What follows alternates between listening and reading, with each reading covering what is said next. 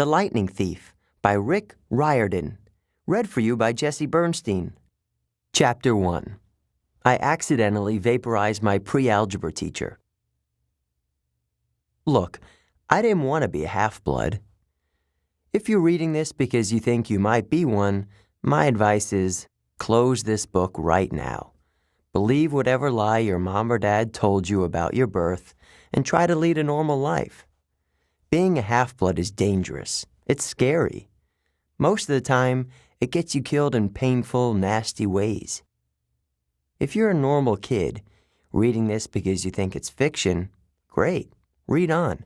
I envy you for being able to believe that none of this ever happened. But if you recognize yourself in these pages, if you feel something stirring inside, stop reading immediately. You might be one of us. And once you know that, it's only a matter of time before they sense it too, and they'll come for you. Don't say I didn't warn you.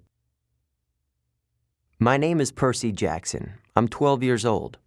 Until a few months ago, I was a boarding student at Yancey Academy, a private school for troubled kids in upstate New York.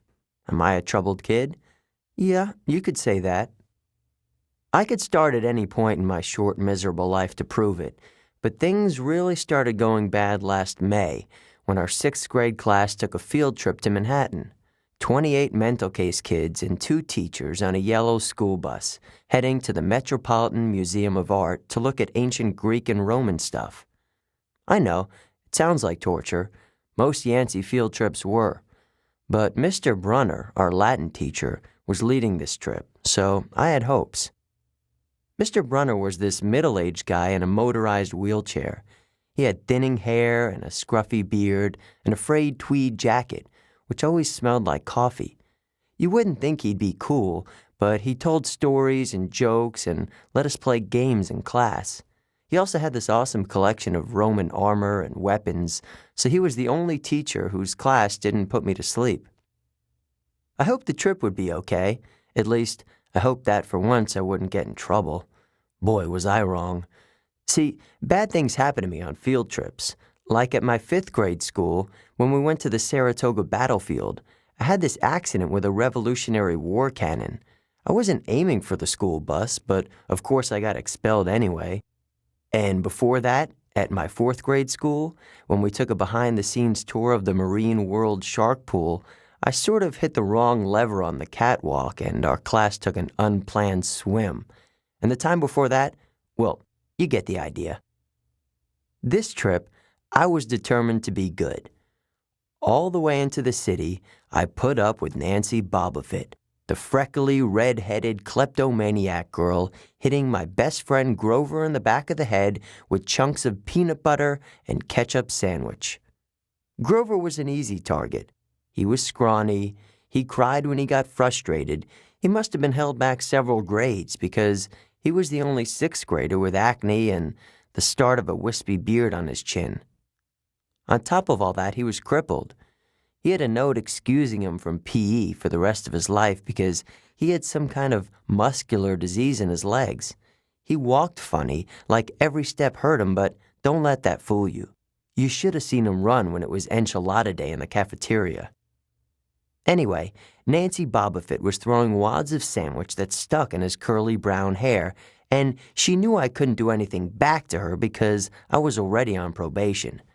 The headmaster had threatened me with death by in-school suspension if anything bad, embarrassing, or even mildly entertaining happened on this trip. "I'm gonna kill her," I mumbled.